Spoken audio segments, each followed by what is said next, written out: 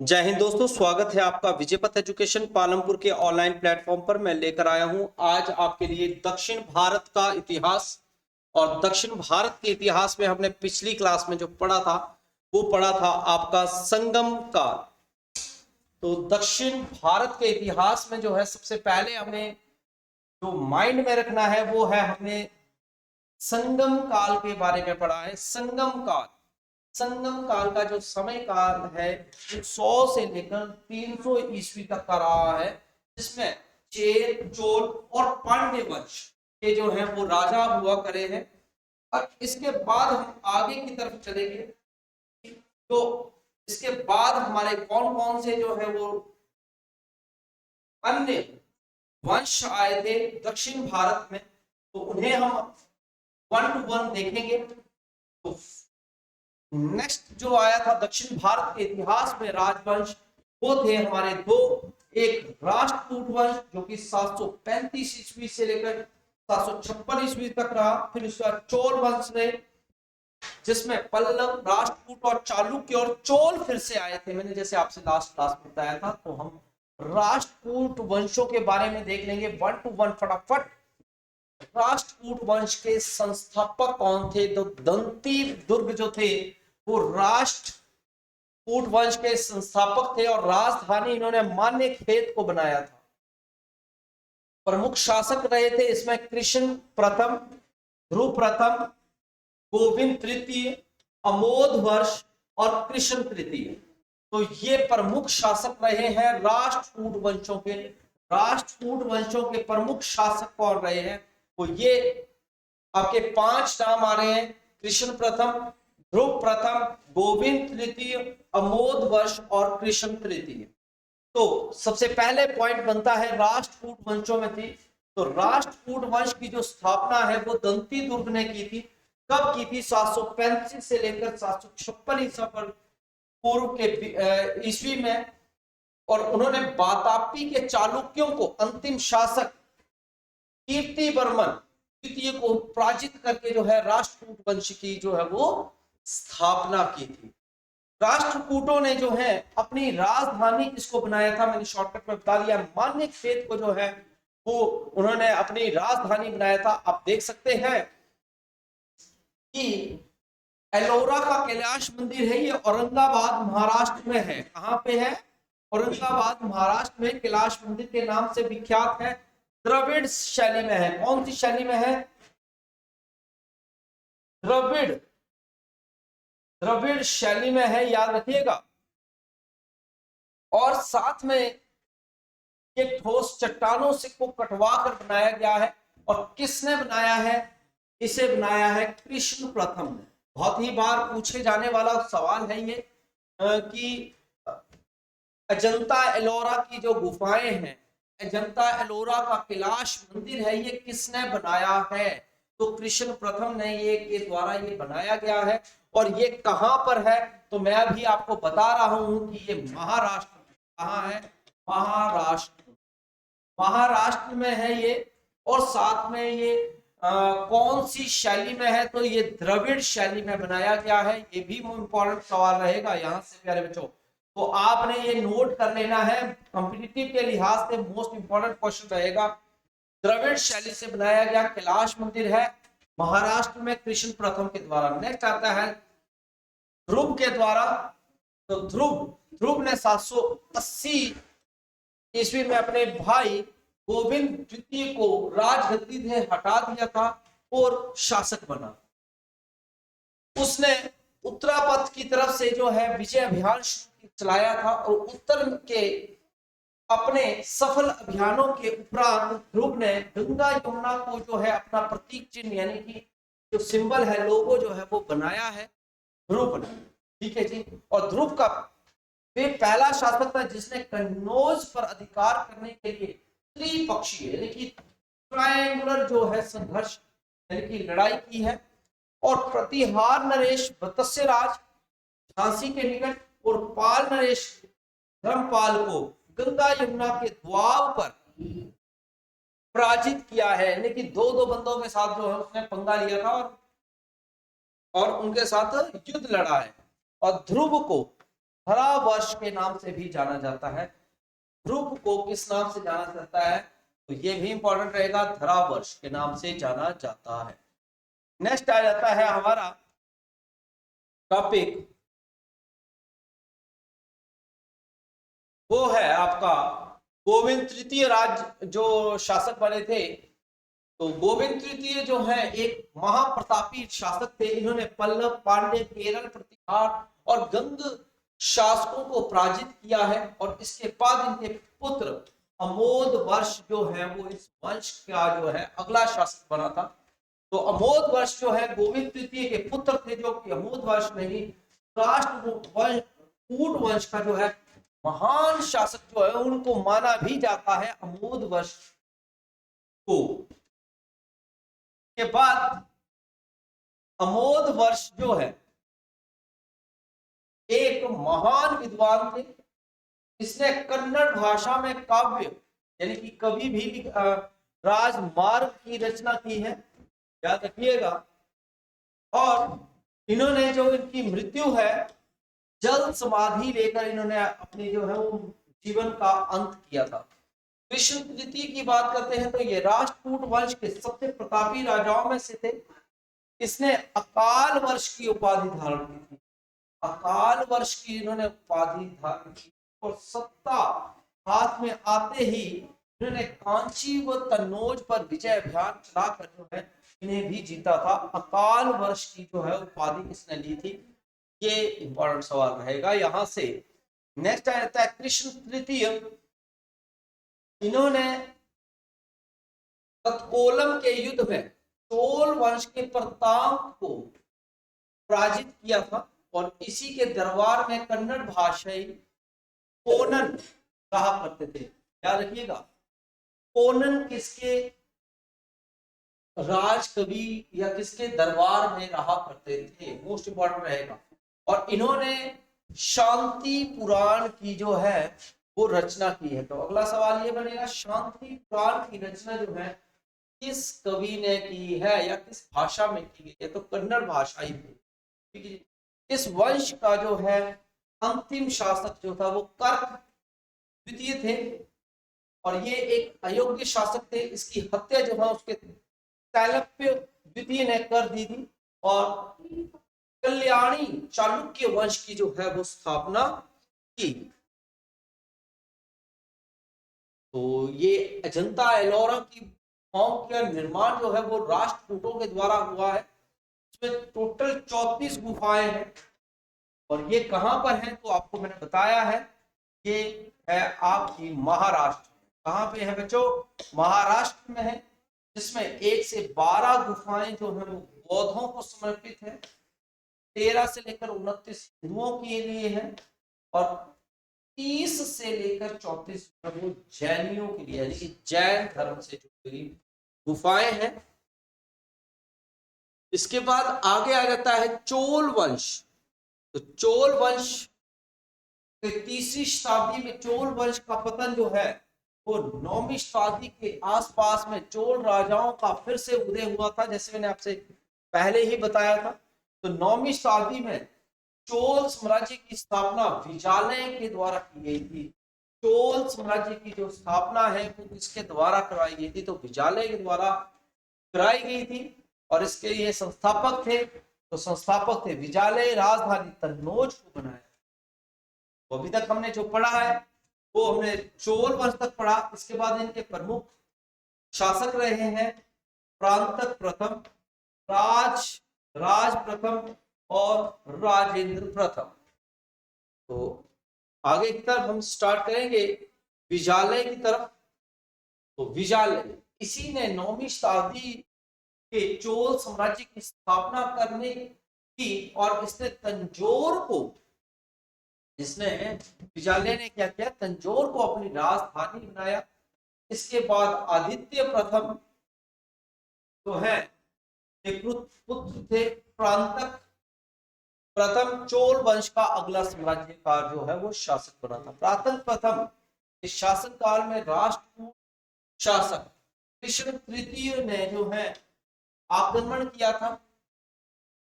Number 2 ये है इतिहास के इस युद्ध को तत्कालन का युद्ध भी कहा जाता है। इसमें चोलों की बुरी तरह से हार हुई थी जी। और इस युद्ध में प्रांतक का जो पुत्र है राजादित्य, वो भी इसमें मारा गया था। इम्पोर्टेंट रहता है। प्रांतक ने जो है प्रथम ने पांड्य शासक राज सिंह द्वितीय को जो है पराजित कर दिया था और मदुरै कोड की उपाधि जो है वो धारण की है। उपाधि धारण की थी, मदुरै कोड की उपाधि धारण की थी। ये राज प्रथम है, बाकी आप डायग्राम में देख रहे हैं। राज प्रथम चोल वंश के सबसे महान और शक्तिशाली राजा थे और जो कि शैव धर्म के अनुयायी थे। इन्होंने श्रीलंका पर आक्रमण किया है और इसके उत्तरी हिस्से पर जो है विजय भी प्राप्त की। इसी ने तंजौर के प्रसिद्ध बृहदेश्वर मंदिर का निर्माण करवाया है। तंजौर का बृहदेश्वर मंदिर याद रखिएगा। इसके बाद अगला शासक वो जो है वो राजेंद्र प्रथम बने थे। तो चोल प्रथम, चोल धर्म का सर्वाधिक जो है विस्तार राजेंद्र प्रथम के समय में हुआ है। राजेंद्र प्रथम ने संपूर्ण लंका को जीतकर अपने राज्य में जो है वो इसको मिला लिया था।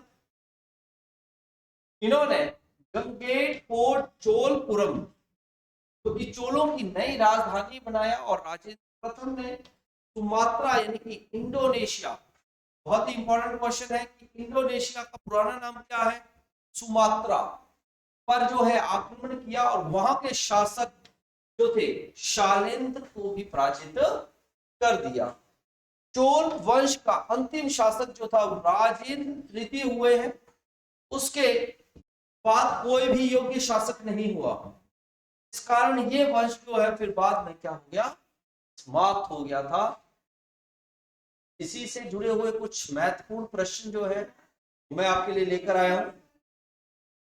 पहले इसके तथ्य है, चोल वंश जो है विष्णु भगवान के उपासक को क्या कहते थे, अलवार, और भगवान शिव के उपासक को कहते थे न्यनार, और सोने के इन्होंने सिक्के जो चलाए थे उन्हें कहते थे कांशु, और अधिकतम शासक धर्म जो थे वो शैव धर्म के थे, और अपना उत्तराधिकारी जो है वो अपने ही शासन काल में ही घोषित कर देते थे कि मेरे मरने के बाद ये मेरा जो ये व्यक्ति है वो ये शासक यानी कि राजा बनेगा। नेक्स्ट आता है, पूरे श्रीलंका पर विजय प्राप्त करने वाला चोल वंश का सबसे प्रतापी राजा कौन था? जब पूरे श्रीलंका को जीता था वो था राज प्रथम। नेक्स्ट है, पहाड़ी काटकर एलोरा विश्वविख्यात कैलाशनाथ मंदिर का निर्माण किसने करवाया? तो राष्ट्रकूटों के द्वारा करवाया, जैसे मैंने आपको डिटेल में बताया है। निम्नलिखित में किसने तंजौर और बृहदेश्वर मंदिर का निर्माण करवाया है? तो राज प्रथम के द्वारा ही करवाया गया है। निम्नलिखित में से कौन सा शहर जो है चोल राजाओं की राजधानी था? तंजौर था। नेक्स्ट आता है, राष्ट्रकूट साम्राज्य का जो है संस्थापक कौन है? तो दंती दुर्ग जो है वो इसके संस्थापक है। निम्नलिखित में से किस शासक के पास शक्तिशाली नौसेना थी? तो वो थी चोल वंश के पास। प्रकार से ये भी आपके लिए जो है क्वेश्चंस हैं। इसके बाद नेक्स्ट आ जाता है आपका ऐतिहासिक स्थल। हम इसे भी इसी कड़ी के साथ ही कवर कर लेंगे। ऐतिहासिक स्थलों को ध्यान से सुनिएगा और देखिएगा। ऐतिहासिक स्थलों में क्वेश्चन किस प्रकार से आते हैं। 2.5 दिन का झोपड़ा होना था, क्या झोपड़ा, दिन का झोपड़ा नामक मस्जिद जो है का निर्माण किसने करवाया था? तो कुतुब उद दीन ऐबक के द्वारा करवाया गया। नेक्स्ट आता है 2.5 दिन के झोपड़े की, ये अजमेर राजस्थान में है। ये भारत की सबसे पुरानी मस्जिदों में से एक है। कुतुबुद्दीन ऐबक ने इसे बनवाया था और इल्तुतमिश ने बाद में 1213 ईस्वी में सुशोभित यानी कि सजाया संवारा था। नेक्स्ट आता है वैष्णववाद की वृद्धि का प्रमाण हेलिओडोरस स्तंभ किस भारतीय शहर में है? हेलिओडोरस स्तंभ, तो ये विदिशा में स्थापित है। विदिशा मतलब मध्य प्रदेश में है ये, ठीक है जी। और ये भगवान विष्णु को समर्पित है, देख सकते हैं आप, भगवान विष्णु को समर्पित था। और ये ब्रह्मी लिपि से जो है स्तंभ पर शिलालेख, पत्थर निर्मित स्तंभ, सब कुछ लिखा हुआ है, जिसे विदिशा में लगभग 110 ईसा पूर्व हेलिओडोरस द्वारा जो है वो बनवाया गया था। क्या किया गया था? बनवाया गया था।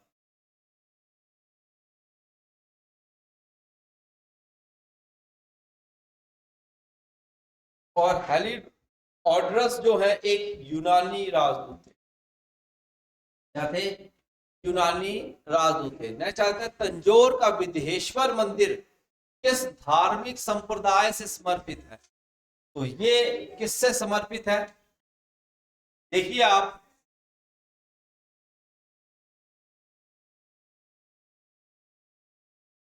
आपने इसका आंसर कमेंट करना है, ये किससे समर्पित है। विदेश्वर मंदिर जो कि राजराजेश्वरम या पेरू उदयर कोपिल मंदिर के नाम से भी जाना जाता है। ये मंदिर जो है वो हिंदू यानी हिंदुओं से जुड़ा हुआ है और ये भगवान शिव को समर्पित है। किसको समर्पित है? भगवान शिव को बच्चों समर्पित था। यहाँ पर जो ऑप्शन है वो अलग है।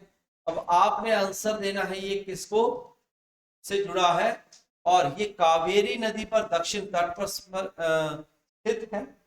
ये तमिल शासक राजा राज चोल प्रथम ने बनवाया था और यूनेस्को ने इसको विश्व धरोहर माना है। और ये दक्षिण मेरू के नाम से भी जाना जाता है। गोल गुंबज, अगला सवाल है गोल गुंबज, बिल्कुल सही नहीं है जी, शिव भगवान के लिए बिल्कुल सही है। गोल गुंबज कहां पर स्थित है? तो ये है बीजापुर, कर्नाटक की बात कर रहे हैं। चलो आपको गोल गुंबज दिखाते हैं। गोल गुंबज ये है जो कि मोहम्मद आली शाह ने बनवाया था और ये बीजापुर या विजयपुर में है और ये कर्नाटक में है। नोट कर लीजिएगा, मोहम्मद आली शाह ने इसका निर्माण करवाया था 1656 में। कब था? 1656 में, ठीक है जी। नेक्स्ट आता है नवलखा पैलेस। नवलखा पैलेस जो है वो है आपके बिहार में। इसी प्रकार से ईमई मंदिर कहां पर है? तो बडोदरा में स्थित है। यहां पर जो है ये दक्षिण मूर्ति भी स्थित है, दक्षिणा मूर्ति, याद रखिएगा। आगरा के किस मोती मस्जिद किस मुगल शासक ने बनवाई थी? तो मोती मस्जिद जो है आगरा में है। एक तो ये याद रखना, और शाहजहां के द्वारा ये निर्मित थी या बनाई गई। इसी प्रकार से मोती मस्जिद से थोड़े से और जुड़े हुए सवाल। मोती मस्जिद का निर्माण शाहजहां ने करवाया, ये उत्तर प्रदेश के आगरा में है। और शाही दरबार के सदस्यों के लिए मोती मस्जिद का निर्माण करवाया गया, ठीक है जी।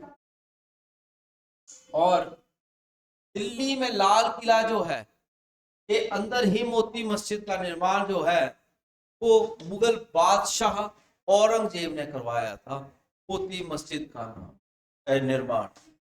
ताजमहल की प्रतिकृति बीबी का मकबरा, यानी कि प्रतिकृति मतलब कॉपी जो है क्या, ताजमहल के जैसा दिखने वाला। तो बीबी का मकबरा कहां पर स्थित है? तो बीबी का मकबरा कहां पर है? औरंगाबाद महाराष्ट्र में है। और ताजमहल कहां पे है? आगरा में स्थित है। कहां पे है? आगरा में स्थित है। देख सकते हैं बीबी का मकबरा और दोनों सेम है बोथ देखने में। बीबी का मकबरा औरंगाबाद महाराष्ट्र में है। ये इसकी थोड़ी सी डिटेल है, जो कि 1660 में मुगल बादशाह और औरंगजेब ने अपनी पत्नी डियर्स बनु बेगम की याद में जो है बनवाया था और इन्हें राबिया उद दुरानी के नाम से भी जाना जाता है। चीनी शहर लोथल, प्राचीन शहर है, प्राचीन शहर लोथल जो अब एक प्रमुख पुरातत्व स्थल के रूप में प्रसिद्ध है, भारत के किस स्थान पर है? तो ये गुजरात में स्थित है, लोथल जो स्थान है। ये मैंने सिंधु घाटी की सभ्यता में भी पढ़ा है। आर्किटेक्चर की जड़ने की तकनीक पिएटा देयर निम्नलिखित में से किस स्थान या किस स्मारक में पाई जाती है? तो ताजमहल में पाई जाती है। बौद्ध स्मारक चौखड़ी स्तूप भारत के किस राज्य में स्थित है? तो उत्तर प्रदेश में जो है चौखड़ी स्तूप जो है सारनाथ में स्थित। धूपगढ़ चोटी भारत में कहां पर है? मध्य प्रदेश में है। ऐसे ही द्रविड़ शैली से, जैसे शैलियों से जुड़े हुए पूछते तो हम्पी भी द्रविड़ शैली से, ठीक है जी। राज बावड़ी अखंड खंडहर जो है भारत के कहां पर है? नागालैंड पर। भीमबेटका नामक विश्व धरोहर है, भीमबेटका की गुफाएं भी पढ़ाई हैं, मध्य प्रदेश में है, तो ऐतिहासिक शिलालेखों के लिए प्रसिद्ध। इसी प्रकार से हवा महल कहां पर है? तो जयपुर में स्थित है। 993 ही इसकी लगभग खिड़कियां हैं।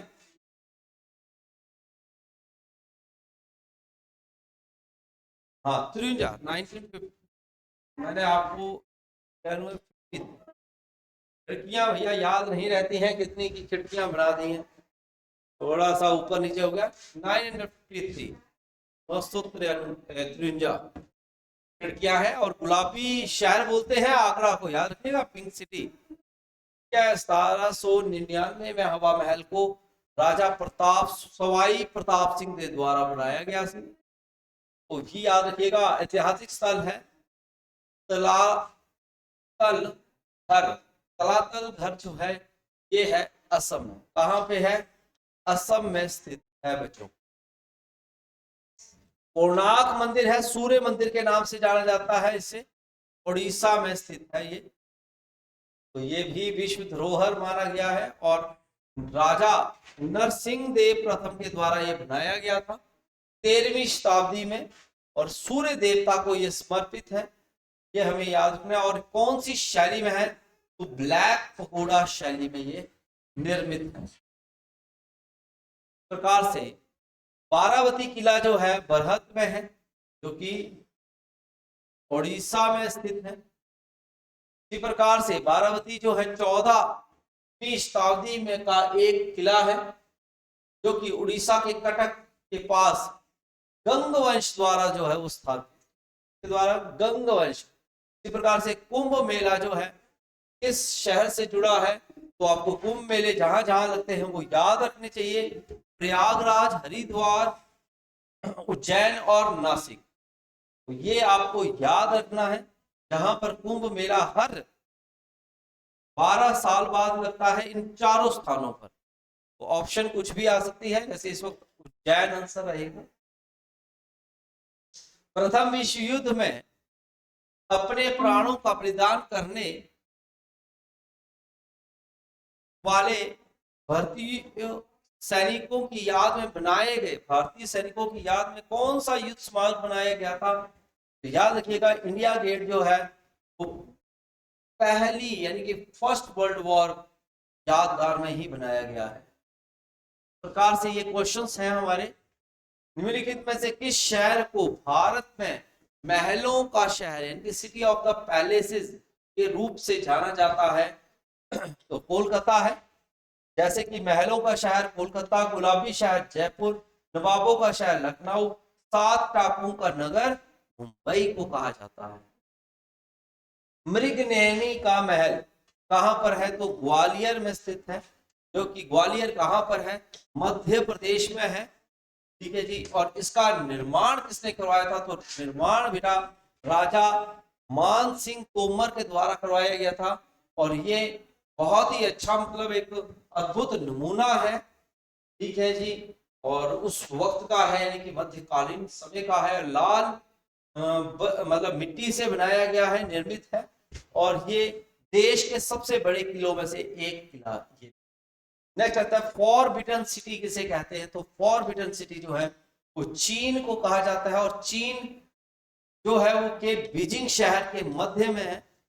ठीक है जी, यानी कि फॉरबिडन सिटी कहां पर है, चीन के बीजिंग शहर में है ये फॉरबिडन सिटी। इसमें पैलेस संग्रहालय भी है, और विश्व धरोहर इसको माना गया है यूनेस्को द्वारा। नेक्स्ट आता है नाम द्रोलिंग मठ। तो ये कहां पर है, तो ये मठ है आपका कर्नाटक में, याद रखने वाली चीज रहेगी। और ये मठ जो है तिब्बती बौद्ध धर्म से का सबसे बड़ा प्रशिक्षण केंद्र भी है। दलाई लामा इस मठ को नाम द्रोलिंग के नाम से दिया है उन्होंने। इसी प्रकार से केदारनाथ मंदिर कहां पर है, उत्तराखंड में है, जो कि रुद्रप्रयाग में है। केदारनाथ मंदिर जो है भगवान शिव को समर्पित है। ये मंदिर हिंदुओं का मंदिर माना जाता है, और ये उत्तराखंड के चमोली जनपद में स्थित है। इस प्रकार से जो है ये ऐतिहासिक स्थल है जो कि हमें ये स्टडी करने हैं 1 to 1। तो आज की क्लास कैसी लगी जरूर बताइएगा, दोस्तों में भी शेयर करिएगा, और सबको प्रेरित करिएगा कि सभी पढ़ाई करें और अपना जीवन संवारें। तब तक के लिए खास ख्याल रखिएगा अपना। जय हिंद, जय भारत, जय हिमाचल।